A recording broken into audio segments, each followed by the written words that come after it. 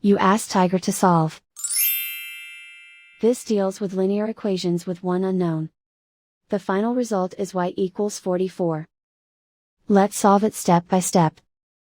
Simplify the expression. Move the negative sign from the denominator to the numerator. Swap sides.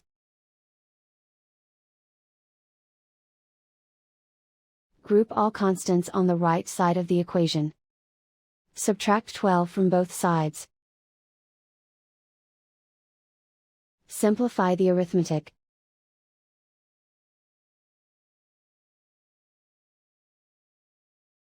Isolate the y.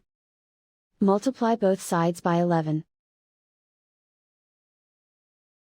Group like terms.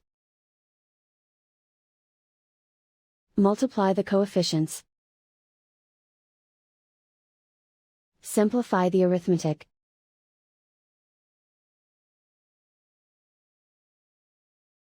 Convert the y into a positive number. Multiply both sides by -1.